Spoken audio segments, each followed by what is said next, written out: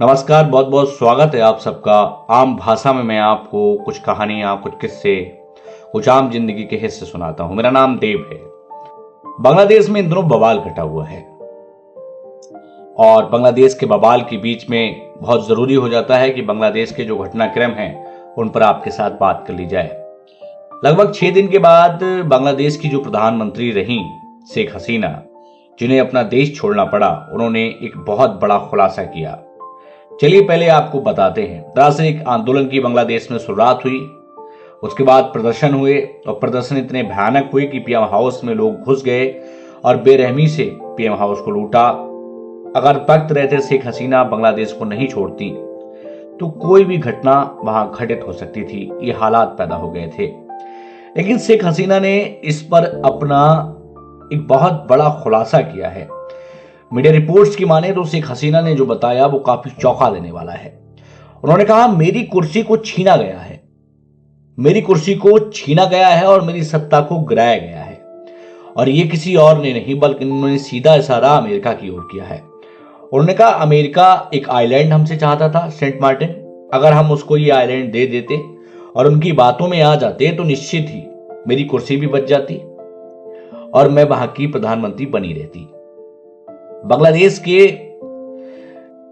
बड़े नेता का ये दावा कितना हकीकत का है ये तो खैर वही जानते होंगे। उन्होंने कहा, बंगाल की खाड़ी पर वह अपना प्रभुत्व स्थापित करना चाहते थे, वहां कुछ सैन्य अभ्यास या सैन्य कैंप स्थापित करना चाहते थे, जिस पर मैं सहमत नहीं हुई। यदि मैं इस पर सहमत हो जाती तो शायद मेरी कुर्सी बच सकती थी।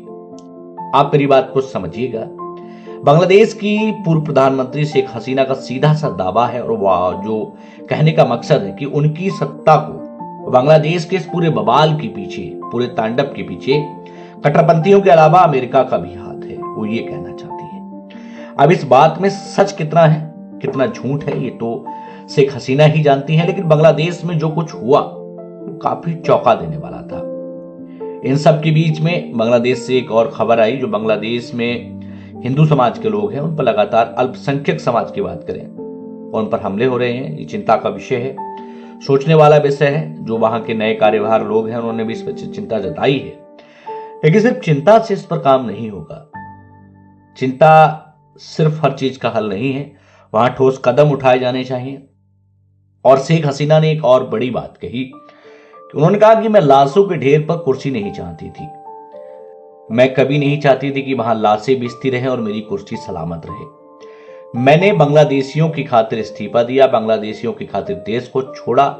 और उन्होंने बड़े स्पष्ट लहजे में कह दिया कि कट्टरपंथियों के बहकावे में बिल्कुल भी बांग्लादेश की जनता ना आवे।